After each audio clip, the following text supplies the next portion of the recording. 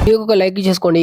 Subscribe అవసరం లేదు కానీ ఖచ్చితంగా ఒక కామెంట్ మాత్రం చేయండి. ఎందుకంటే మీరు చేసే ఒక కామెంట్ వల్ల ఈ వీడియో 10 మందికి షేర్ అవుతుంది. 4000 కోట్లు కాదు, ఇంకో 8 వేసుకున్నా కూడా బాలీవుడ్ వాళ్ళు రామాయణాన్ని కరెక్ట్ గా ప్రజెంట్ చేయలేరు అని నాకు ఈ టీజర్ చూసినాక అనిపించింది. మళ్ళీ కావాలని నెగిటివ్ స్ప్రెడ్ చేస్తుర్రు అది ఇదని చెప్పేసి ఒర్రొకరు. ఎందుకంటే టీజర్ కింద ఉన్న కామెంట్స్ చదవండి ఫస్ట్.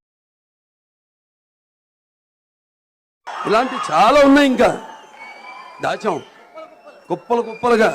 ఫస్ట్ రామాయణ టీజర్ వచ్చింది అనగానే ఓపెన్ చేసిన, అరే ఏంద్రా రామాయణం అన్నారు, అవతార్ వచ్చింది ఏంద్రా అనుకున్నా.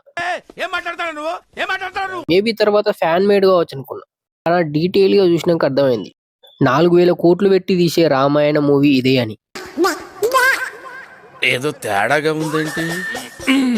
సరే టీజర్ అనగా తప్పులు ఉంటాయి అని చెప్పేసి వదిలిపెట్టేసిన. దాని తర్వాత అవామినేషన్ వచ్చింది, జటారి ఆర్మీ వచ్చింది. ఏందో ఇది రామాయణం అనుకుంటున్నారా లేకపోతే అవెంజర్స్ అనుకుంటున్నారా? టీజర్ చూసినాక మాత్రం నాకైతే ఒకే ఒక్క ఫీలింగ్, ఒరిజినల్ రామాయణం దిగిర్రా బై. మీకు నచ్చింది చూపించుడు కాదు. రాముని లెక్క రణబీర్ అయితే అసలు సెట్ కాలేదు మా. అండ్ సీతా క్యారెక్టర్ లో సాయి పల్లవి సెట్ అవుతుంది అని అనిపిస్తుంది, ఎందుకంటే ఇందులో చూపించలేదని మీకు కూడా తెలుసు.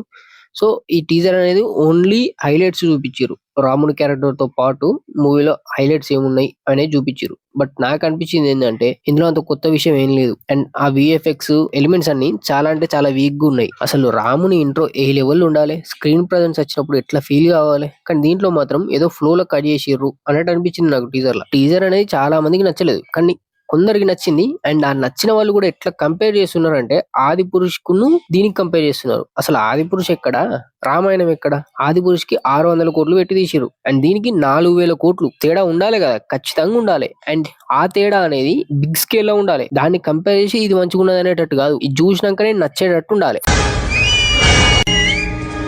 ఫుల్ టీజర్ లో నాకు నచ్చినవి రెండు షార్ట్స్. ఒకటి రావణుని పుష్పక విమానం ఉంటుంది చూసినావా, ఆ సీన్. రెండోది ఇది. ఈ సీన్ కి పర్ఫెక్ట్ బీజిఎం అని ఉంటే మంచి ఎలివేషన్ వచ్చేదేమో.